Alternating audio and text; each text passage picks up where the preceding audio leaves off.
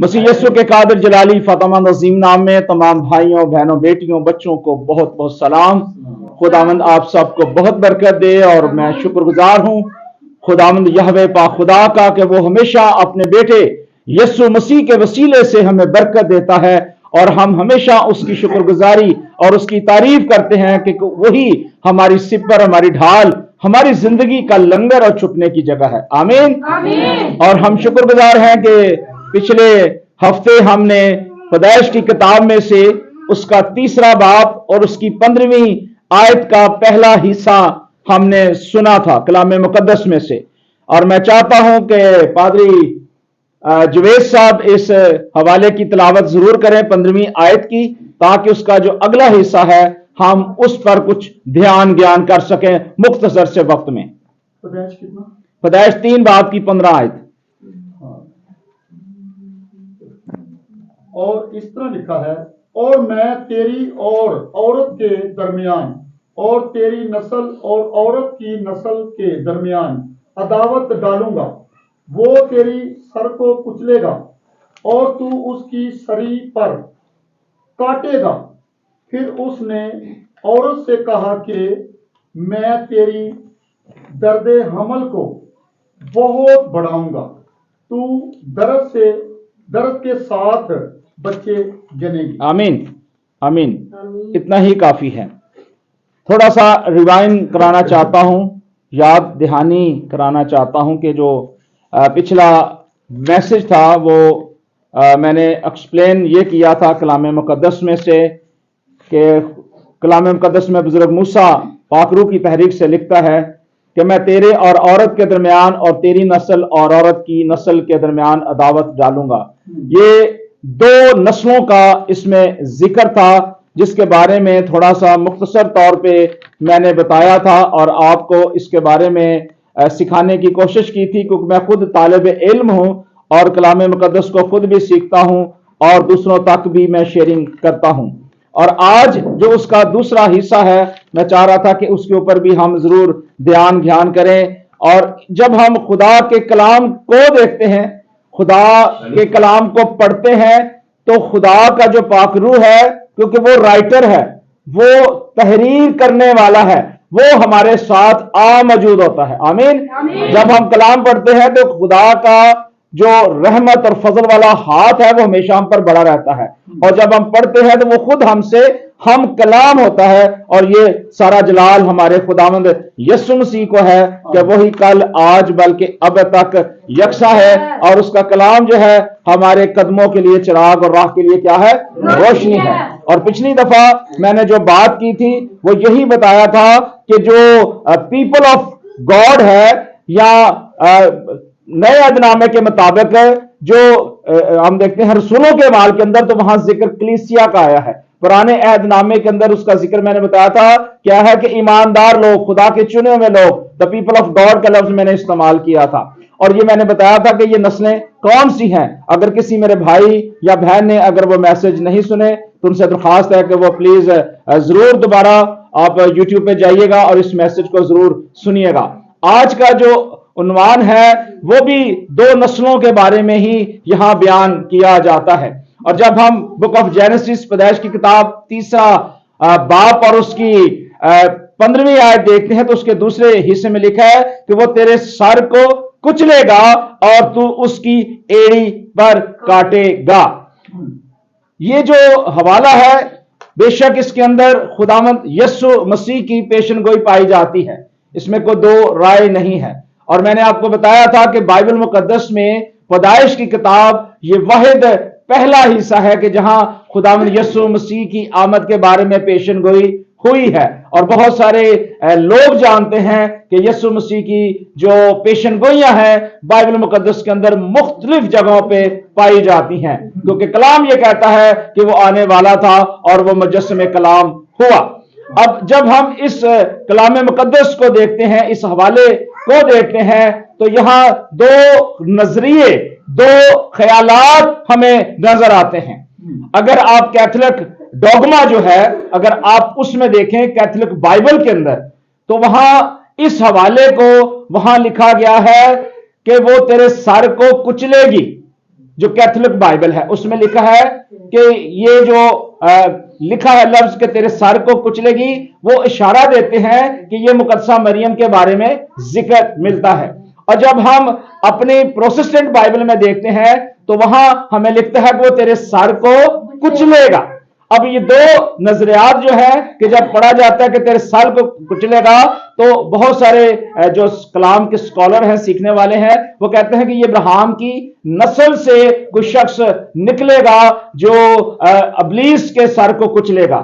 لیکن یہ دونوں نظریات جو ہیں یہ اس کے مطابق، کلام کے مطابق، اس حوالے کے مطابق جو ہے وہ ٹھیک طور پر نہیں بیٹھتے. یہ ہمیں سٹینڈ کرنے کی ضرورت ہے، کیونکہ جو کلام مقدس میں لکھا ہے کیتھولک بائبل میں، تو وہ مقدسہ مریم کو پیورٹی دیتے ہیں. مقدسہ مریم کو کہتے ہیں کیونکہ یہ حوالہ لکھا ہے کہ تیرے سر کو کچلے گی، اس کا مطلب کہ بنیاد جو ہے وہ مقدسہ مریم ہے، اور مقدسہ مریم کے ذریعے یہ نجات کا کام ہوا ہے. جبکہ بائبل مقدس پوری دنیا میں جتنے بھی لوگ بیان کرتے ہیں وہ یہ سارے جانتے ہیں کہ مقدسہ مریم تو صرف ذریعہ تھی، نجات ہمارے خداوند یسوع مسیح کے وسیلے سے. آمین. تو اس بات کو، اس نظریے کو سمجھنا ہمارے لیے بڑا ضروری ہے. اور جب ہم نئے عہد نامے کے اندر اور پرانے عہد نامے کے اندر دیکھتے ہیں تو بہت سارے حوالے ہمیں نظر آتے ہیں، لیکن یہاں جو نظریہ تھا کہ تیرے سر کو کچلے گا، بہت سارے لوگ سمجھتے ہیں کہ یہ جو ہے یہ ابراہیم کی نسل سے ہے، اور یہاں بھی دو نسلوں کا ہی ذکر ملتا ہے. ٹھیک ہے. اچھا، پہلی بات یہ ہے کہ جب ہم اس بات کو دیکھتے ہیں تو ہمیں سب سے پہلے ایک بات کو یہ سمجھنا ہے کہ کلام مقدس جو ہے اگر اس کے اندر کوئی سوال ہے تو جواب بھی ہمارا خدا اسی کلام مقدس کے اندر دیتا ہے. یہ خدا کے کلام کی میں سمجھتا ہوں بہت بڑی خوبصورتی ہے. آمین. اور اسے سمجھنے کے لیے ہمارے لیے بڑی ضروری بات ہے کہ ہم کلام مقدس سے واقفیت حاصل کریں اور کلام کو دل، جان، روح کے ساتھ سمجھیں، جانیں، تاکہ خدا جو ہے ہم سے کلام کرے اور ہم کلام کی ان باتوں کو سمجھ سکیں جو خدا ہم سے بیان کرنا چاہتا ہے. آمین.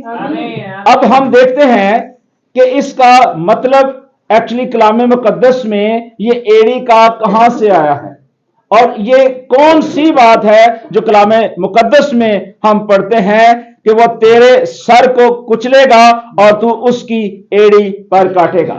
اس کے لیے جو عبرانی کا ایک لفظ ہے جسے عبرانی میں عقب کہتے ہیں، یہ عبرانی زبان کا لفظ ہے عقب، اور اسے عربی اور فارسی زبان میں بھی عقب کہتے ہیں، اور اس کا مطلب ہے پیچھا کرنے والا.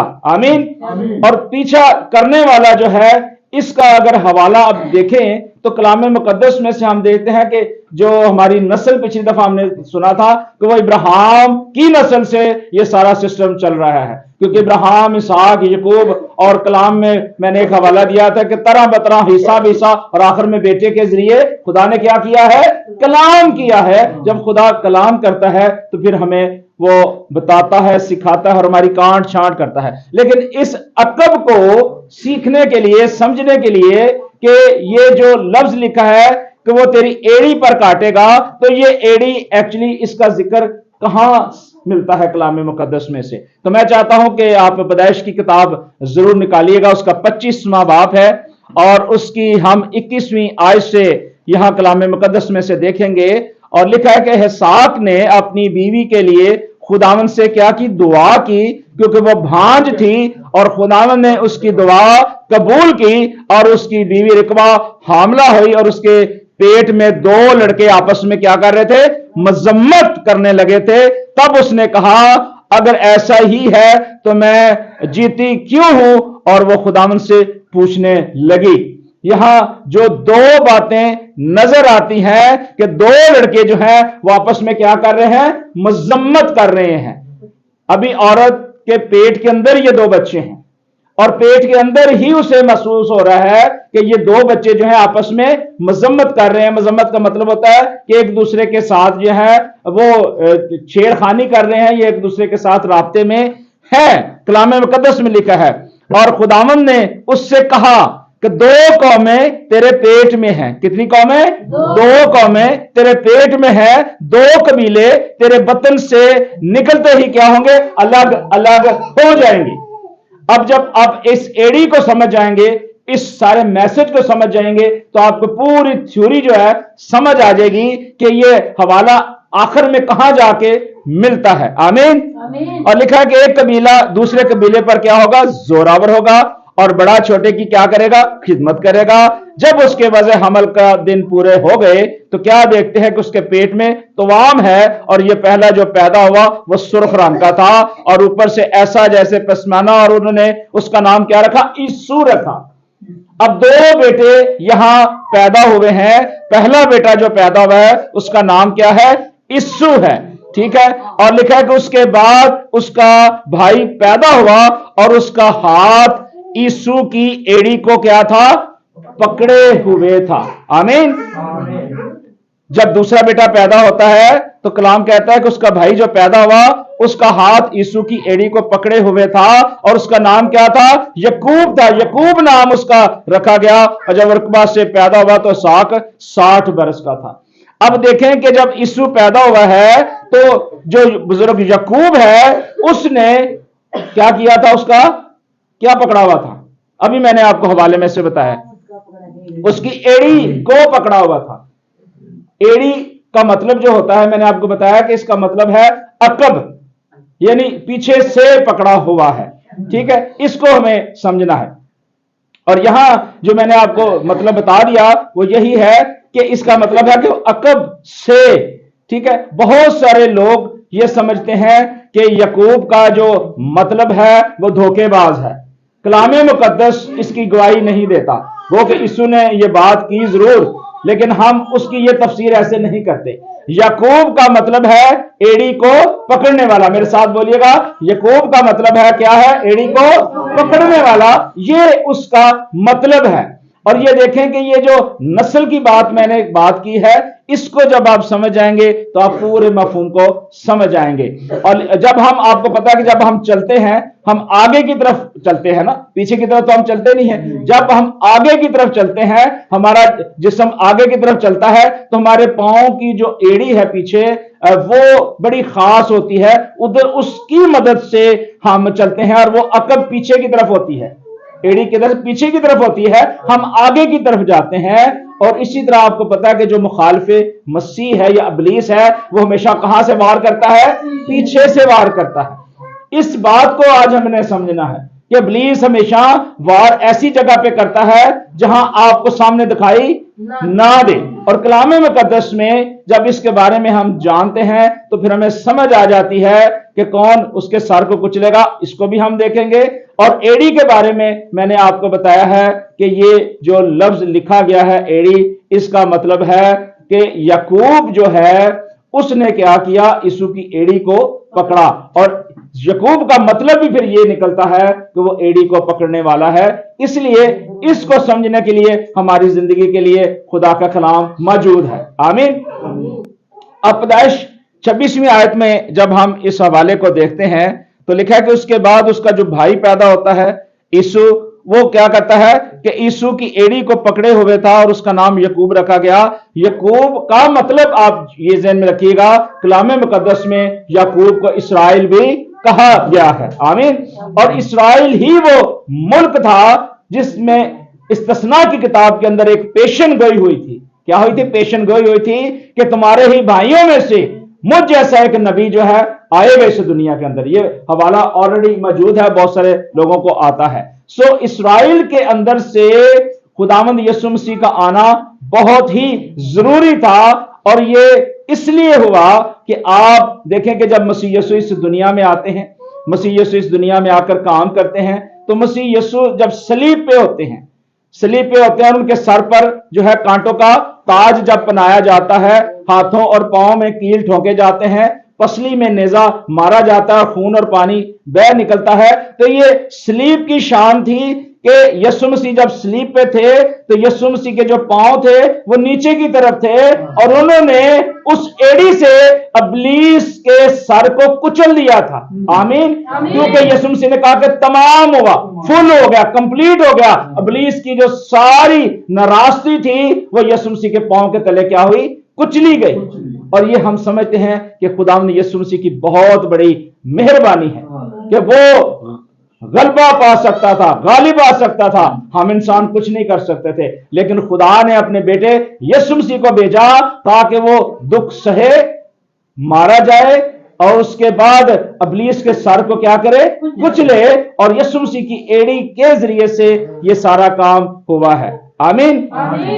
और अगर आप देखना चाहते हैं इसका तीसरा ख्याल, जो तीसरा ख्याल ये है कि ये जो नस्ल है ये कौन सी है। बहुत सारे लोग इस बात को भी समझते हैं कि जो यहूदी हैं, जूश लोग हैं, पीपल्स हैं, वो इस बात का ये इकरार करते हैं और इस बात को वो ऐलान करते हैं कि जो औरत है उसकी नस्ल जो है वो गिनी जाती है। जबकि हम कलाम मुकद्दस में देखते हैं कि इब्राहिम की नस्ल से इंसान जो है वो गिना जाता है, मर्द की शनाख्त होती है। लेकिन जूश कहते हैं चूंकि औरत जो है, जो उनके बच्चे पैदा होते हैं, वो कहता है कि औरत की नस्ल से, तो औरत को ज्यादा प्योरिटी देते हैं। और यही बात मैंने आपको बताया कि कैथोलिक कलीसिया बाइबल में जो लिखा गया तो वहां लिखा है कि उसके सर को कुचलेगी। उनका नजरिया है, उनका ख्याल है। हमने कलाम किसी के ख्याल को नहीं देखना, हमने ये देखना कि कलाम मुकद्दस हमें क्या बताता है। आमीन। तो कलाम मुकद्दस के अंदर जो बात हमें नजर आती है वो ये है कि सलीब का पैगाम क्या है? हलाक होने वालों के नजदीक क्या है? बेवकूफी है। लेकिन जो निजात पा जाते हैं, जो फतह याब हो जाते हैं, फतह से बढ़कर गलबा हासिल कर लेते हैं यीशु के नाम में, वो बाबरकत लोग होते हैं, वो पीपल ऑफ गॉड होते हैं, यीशु की कलीसिया होते हैं और यीशु के लहू से वो धुले हुए लोग हैं। आमीन। और ये जो इब्लीस है जिसके सर को कुचला, इसका हवाला आप देख लें मुकाशवा के अंदर। मैंने आपको शायद पिछली दफा ये पढ़ के सुनाया था, नहीं तो आप दोबारा इसे पढ़ सकते हैं। बहुत ही बाबरकत हवाला है और इसकी नामी आयत है, कलाम मुकद्दस में लिखा है, और वो बड़ा अजदहा यानी पुराना सांप जो इब्लीस और शैतान कहलाता है और सारे जहान को क्या करता है? गुमराह कर देता है, जमीन पर गिराया गया यानी पटक दिया गया और उसके फरिश्ते भी उसके साथ गिरा दिए गए। और फिर मैंने आसमान से ये बड़ी आवाज सुनी कि अब हमारे खुदा की निजात और कुदरत और बादशाही उसी के मसीह का इख्तियार जाहिर हुआ, क्योंकि वो हमारे भाइयों पर इल्जाम लगाने वाला जो रात दिन हमारे खुदा के आगे उन पर इल्जाम लगाया करता है, गिरा दिया गया है। ये इब्लीस के बारे में है, क्योंकि इब्लीस जो है यही सबसे बड़ा मुखालिफे मसीह है, इसी ने मुखालफत की है। और वो ये चाहता है कि जो खुदा के लोग हैं, जो खुदा की कलीसिया के लोग हैं, उन पर वार किया जाए, क्योंकि वो हमेशा वार करता है। और कलाम में लिखा है कि वो बरा के खून और अपनी गवाही के कलाम के बायस उस पर गालिब आए और उन्होंने अपनी जान को अजीज ना रखा। वो लोग जो ईमानदार थे, वो लोग जो खुदा यीशु मसीह पर ईमान भरोसा रखते थे, और खुदा के लोग, कलाम ये कहता है कि उन्होंने अपनी जान को अजीज ना समझा, यहां तक कि मौत भी गवारा की। आप देखते हैं बहुत सारे रसूल जो है वो उन्होंने शहादत इख्तियार की। क्यों? कि वो खुदा के साथ चलने वाले थे, खुदा यीशु मसीह से प्यार करने वाले थे। अगर आज भी कलीसिया खुदा यीशु मसीह पर ईमान रखती है, अगर किसी ने आज तक तौबा नहीं की, किसी ने बपतिस्मा नहीं लिया, किसी ने खुदा यीशु मसीह की रास्तबाजी इख्तियार नहीं की, तो यह हवाला बताता है मुझे और आपको कि अगर आप, मेरे भाई, मेरी बहन, मेरी बेटी, अगर आज आपने तौबा नहीं की, दरवाजा आपके लिए खुला है। मसीह यीशु कहते हैं कि देख, मैं दरवाजे पर खड़ा हुआ खटखटाता हूं, दरवाजा खुला है, आपने क्या करना है। अगर आप देखते हैं कि दरवाजा खोल दिया गया है, यीशु ने आपके लिए खोल दिया है, तो फिर आप अपने मुनज्जी आका यीशु मसीह को वेलकम कहें। और अगर आपने दरवाजा बंद किया है दिल का, आप उसे वेलकम नहीं करते, तो फिर आप देखें कि मुखालिफ मसीह क्या है, वो हमेशा से ही मुखालिफ रहा है। और पैदाइश की किताब में आप देखें कि उसने औरत को कहा था कि ये बहुत अच्छा है, जब तू खाएगी तो तेरी क्या होगी? आंखें کھل جائیں گی, ہمیں اپنی آنکھیں خدا کے کلام سے کھولنی ہے, یسوع مسیح کے بہائے ہوئے خون کے وسیلے سے کھولنی ہے. آمین. اور کلام میں لکھا ہے, بس اے آسمانوں اور اس کے رہنے والوں خوشی مناؤ, اے خشکی اور تری تم پر افسوس, کیونکہ ابلیس بڑے قہر میں تمہارے پاس اتر آیا ہے, اس لیے کہ وہ جانتا ہے کہ میرا تھوڑا سا ہی وقت باقی ہے. اب اس بات کو سمجھیں کہ ایڑی کا جو مطلب ہے وہ کیا تھا, کہ یسوع مسیح کی صلیب, جو یسوع مسیح کے پاؤں تھے, وہاں یسوع مسیح نے ابلیس کے سر کو کیا کیا ہے, کچل دیا ہے. اس لیے اب اس کا تھوڑا سا وقت باقی رہ گیا ہے. کلام مقدس کہتا ہے کہ جب اژدہا, پیسہ آپ پڑھیں گے 13ویں آیت سے, یہ ہم مکاشفہ کتاب 12واں باب اور اس کی 13 آیت سے آپ پڑھیے گا 17ویں آیت تک کلام مقدس میں سے. جی ہاں 12 سے 17 نہیں 13 سے جی. اور جب اژدہا نے دیکھا کہ میں زمین پر گرایا گیا ہوں, یس, تو اس عورت کو ستایا جو بیٹا جنتی تھی, اور اس عورت کو بڑے عقاب کے 2 پر دیے گئے, تاکہ سانپ کے سامنے سے اڑ کر بیابان میں اپنی اس جگہ پہنچ جائے جہاں ایک زمانوں اور اژدہا آدھے زمانے اس کی پرورش کی جائے گی. اور سانپ نے اس عورت کے پیچھے اپنے منہ سے ندی کی طرح پانی بہایا تاکہ اس کو اس ندی سے بہا دے, مگر زمین نے اس عورت کی مدد کی اور اپنا منہ کھول کر اس ندی کو پی لیا جو اژدہا نے اپنے منہ سے بہائی تھی. اور اژدہا کو عورت پر غصہ آیا اور اس کی باقی اولاد سے جو خدا کے حکموں پر عمل کرتی ہے اور یسوع کی گواہی دینے پر قائم ہے, لڑنے کو گیا. آمین. اب یہاں دیکھیں 2 چیزیں ہیں, حوالہ بہت زیادہ ہے, اس کے اوپر بہت بڑی بات ہو سکتی ہے, بہت زیادہ سرمن دیا جا سکتا ہے, لیکن 2 باتیں یہاں دیکھیں. لکھا ہے سانپ نے اس عورت کے پیچھے اپنے منہ سے کیا کیا, ندی کی طرح پانی بہایا تاکہ اس ندی سے بہا دے. اور جب ہم 17ویں آیت میں دیکھتے ہیں تو وہاں لکھا ہے کہ وہ اژدہا, یعنی وہ پرانا سانپ جو انسان کو گمراہ کرتا ہے, جو ابلیس کہلاتا ہے, شیطان کہلاتا ہے, سارے جہان کو جو ہے گمراہ کرتا ہے, لکھا ہے کہ اس کو پھر کیا آیا, عورت پر غصہ آیا. ان لوگوں پر, ان ایمانداروں پر, ان کلیسیاؤں پر, وہ جو یسوع مسیح کو اپنا شخصی نجات دہندہ مانتے ہیں, اس پر اس کو غصہ آیا.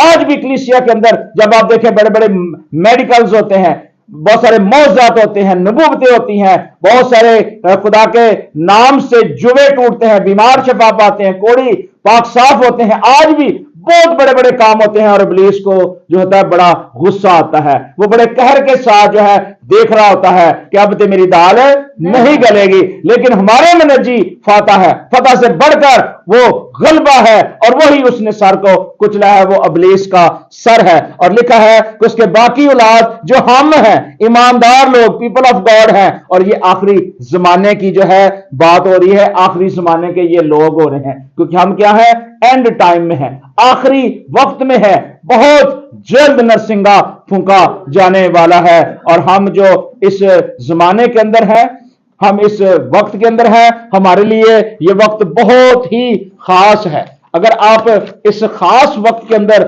اگر کچھ بلیسنگ لینا چاہتے ہیں, اگر خدا کے کلام کو مزید سیکھنا چاہتے ہیں, تو پھر آپ کو خدا کے ساتھ جڑنا ہوگا, خدا کے ساتھ پلگ ہونا پڑے گا. اگر آپ خداوند یسوع مسیح کے ساتھ جڑتے نہیں, پلگ نہیں ہوتے, تو ابلیس جو ہے وہ کیا کرتا ہے, شیر ببر کی طرح کیا کرتا ہے, دھاڑے مارتا ہے, ڈھونڈتا ہے, چیک کرتا ہے کہ کہاں جگہ خالی ہے, کہاں روزن خالی ہے, جہاں جگہ کم دیکھتا ہے وہاں وہ اپنی جگہ بناتا ہے، لیکن ہمیں وہ جگہ خالی نہیں رکھنی۔ اگر آپ دیکھیں تیسرا خیال جو میں نے بتایا کہ عورت کی نسل سے، تو میں نے بتایا تھا کہ یہ ایک نبوت ہے کہ وہ کون کچلے گا، یعنی یہ خداوند یسوع مسیح ہے جو ابلیس کے سر کو کچلنے کی طاقت رکھتا تھا، ٹھیک ہے۔ اور یہاں دو نسلوں کا جب ذکر ہوتا ہے تو پھر میں نے بتایا کہ عورت کی نسل جو ہے وہ یہودی دستور کے مطابق، اور آپ دیکھیں کہ مقدسہ مریم جو کنواری تھی اور جبرائیل فرشتے نے اسے کہا کہ دیکھ تو کیا ہوگی، حاملہ ہوگی اور تیرے ہوگا بیٹا اور تو اس کا نام کیا رکھنا، یسوع۔ اور اب مجھے بتا سکتے ہیں کہ یسوع کا مطلب کیا ہے؟ کوئی بتا سکتا ہے؟ یس، نجات دینے والا۔ یسوع نجات دیتا ہے، نہ صرف مجھے بلکہ ہر اس شخص کو، ہر ایک اس شخص کو جو خدا کی مرضی کے مطابق چلتا ہے۔ ہیلیلویا۔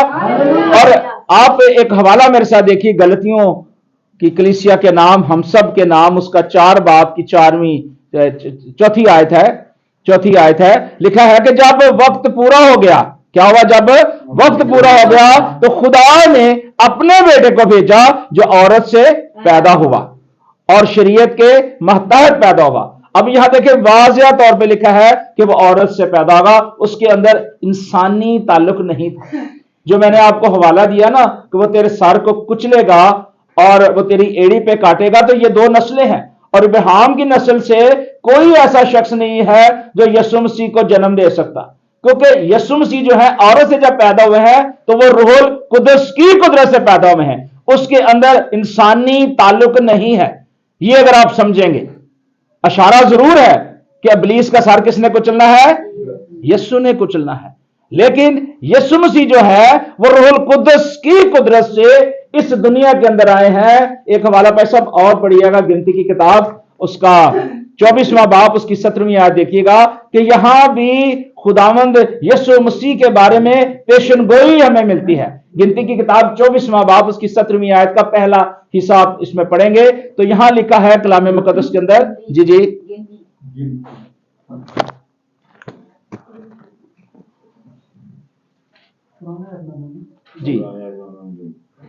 اس کا حصہ بی حصہ پڑھیے گا۔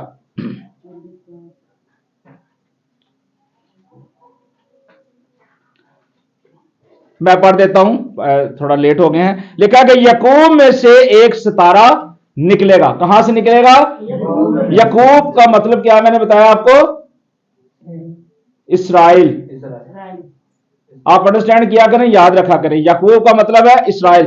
یعقوب میں سے ایک ستارہ نکلے گا اور اسرائیل میں سے ایک عصا کیا ہوگا؟ اٹھے گا۔ یعنی ایک ایسی سوٹی، ایک ایسا ڈنڈا اٹھا ہے جس نے کیا کیا ہے؟ ابلیس کے سر کو کچلا ہے، ٹھیک ہے۔ یہ ڈنڈا ہمارے خدا یسوع مسیح کے پاس ہی ہے نا۔ آپ پتہ ہے، آپ کو یہ یاد ہوگا واقعہ کہ جب بہت سارے لوگ جو ہے وہ ہیکل کے اندر تجارت کر رہے تھے، کام کر رہے تھے، اور یسوع مسیح کو کیا ہوا؟ غصہ۔ یسوع مسیح نے کیا کیا؟ ایک ہینڈر پکڑ لیا، ایک ڈنڈا پکڑ لیا اور سب کو کہا نکل جائے تو، ٹھیک ہے۔ آج بھی دیکھیں کہ خداوند یسوع مسیح کی اتھارٹی آج بھی موجود ہے، آمین۔ اس وقت بھی تھی، آج بھی ہمیں نظر آتی ہے، اور یہ چونکہ ایک پیشن گوئی تھی یسوع مسیح کے بارے میں جس کا آج سے 750 سال پہلے یشعیاہ نبی نے بھی اقرار کیا اور پیشن گوئی کی۔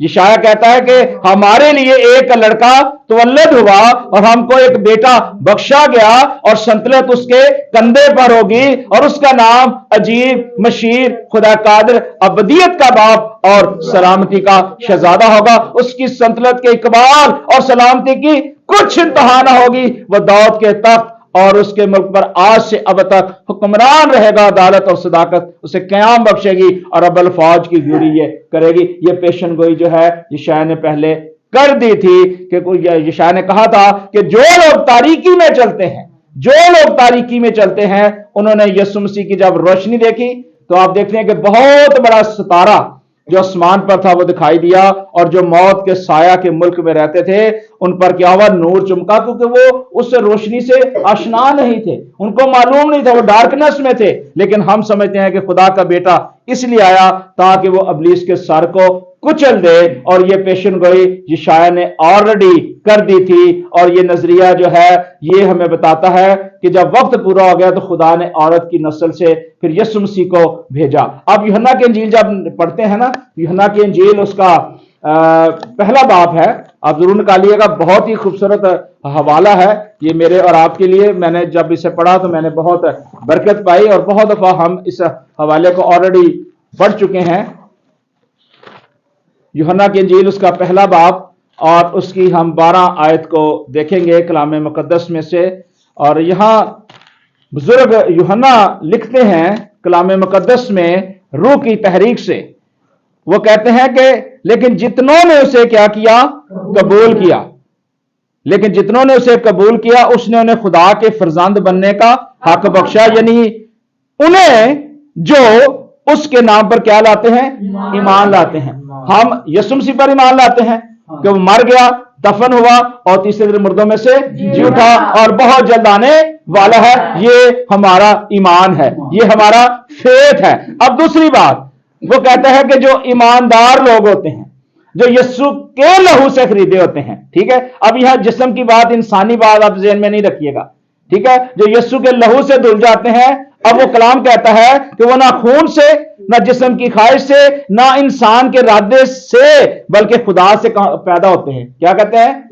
وہ خدا سے پیدا ہوئے. کون لوگ؟ وہ ایماندار, وہ لوگ جو خداوند یسوع مسیح کے لہو سے دھل گئے, وہ کیا ہوئے؟ بلکہ خدا سے پیدا ہوئے. اور پھر کلام کہتا ہے کہ پھر کلام کیا ہوا؟ مجسم ہوا, فضل اور سچائی سے معمور ہو کر ہمارے درمیان رہا, اور ہم نے اس کا ایسا جلال دیکھا جیسے باپ کے اکلوتے کا جلال. یہ وہ لوگ ایماندار لوگ ہیں, بلیورز ہیں, جو یسوع کے لہو سے دھلے ہوتے ہیں. اگر آج ہم یسوع کے لہو سے دھلے نہیں ہیں, اگر ہماری دھلائی نہیں ہوئی, تو پھر ہم کیسے کہہ سکتے ہیں جی ہم ایماندار لوگ ہیں, ہم یسوع کی کلیسیاں ہیں. یہ ہمارے لیے آج لمحہ فکریہ ہے, یہ ہمارے لیے آج سوچنے کی ضرورت ہے کہ یسوع مسیح کا بہایا ہوا خون جو ہے وہ میرے اور آپ کے لیے ہے. یسوع مسیح اس دنیا میں اس لیے آئے تھے کیونکہ لوگوں کے پاس, جو خداوند کے لوگ تھے, کوئی امید نہیں تھی. کیونکہ وہ کیا کرتے تھے؟ سال بہ سال قربانیاں دیتے, چڑھاوے چڑھاتے اور بہت کچھ کرتے تھے, اور کاہن سال بہ سال قربانیاں کرتے تھے. کلام یہ کہتا ہے کہ خداوند ان قربانیوں سے تنگ آیا. خدا نے کہا کہ میں بیزار ہوں ایسی قربانیوں سے, اور خدا نے کیونکہ پہلے سے منصوبہ بنایا ہوا تھا, خدا جانتا تھا. ہم بہت ساری چیزیں ہیں جو ہم نہیں جانتے, لیکن خدا جانتا تھا. خدا کو پتا تھا کہ جو کچھ میں کر رہا ہوں یہ میری خلاف ورزی کریں گے, اور خداوند نے پہلے سے ہی انتظام کر دیا. آپ نے یہ حوالہ پڑھا ہوگا مکاشوہ کتاب کے اندر کہ وہ ازل سے ذبح کیا ہوا کیا ہے؟ برہ ہے. وہ تو پہلے سے ہی موجود تھا, لیکن آخری وقت میں خدا اپنے بیٹے کو ظاہر کرتا ہے تاکہ انسان کو جو وقت دیا گیا ہے سوچنے کا, سمجھنے کا, جو اختیار خدا نے آدم کو دیا تھا پیدائش کی کتاب کے اندر, وہ سمجھنے کی ضرورت ہے کہ خدا نے آدم کو اتھارٹی دی تھی. خدا نے آدم کو کہا تھا کہ پھلو اور بڑھو, زمین کو کیا کرو؟ معمور و محکوم کرو. یعنی یہ انسان کے لیے ضروری تھا. خدا نے تو اپنا آپ ظاہر کر دیا, سب کچھ دے دیا, اور خدا نے اپنے پاس کچھ بھی نہیں رہا. اس نے اس کے پاس جو سب سے خوبصورت قیمتی چیز تھی نا, وہ کیا تھی؟ اس نے اپنے اکلوتے بیٹے کو دے دیا. دیکھیں خدا کی یہ محبت کتنی لازوال ہے کہ خدا کے پاس جو کچھ تھا اس نے دے دیا. کلام مقدس میں آپ دیکھتے ہیں کہ ایک بیوہ عورت تھی, اس کے پاس کچھ بھی نہیں تھا دیا ڈالنے کے لیے. جو کچھ تھا اس نے وہ ڈال دیا, 2 دمڑیاں, جو کچھ تھا اس نے ڈال دیا. آج ہم کیا پیش کریں گے جبکہ ہم ولادت المسیح کو منانے والے ہیں؟ خداوند یسوع مسیح کی اسے یاد کو ہم کرنے والے ہیں کہ وہ اس دنیا میں آیا, ہمارا منجی, ہمارا آقا اس دنیا کے اندر آیا. تو کیا ہم کس کو پکڑیں گے؟ آج ہمیں خداوند یسوع مسیح کو پکڑنے کی ضرورت ہے. خداوند سے اس کا ہاتھ مانگنے کی ضرورت ہے. جب اس کا ہاتھ آپ کے ہاتھ میں ہوگا تو کوئی بھی ابلیس کا داؤ پیچ نہیں چلے گا. ہاللیلویا.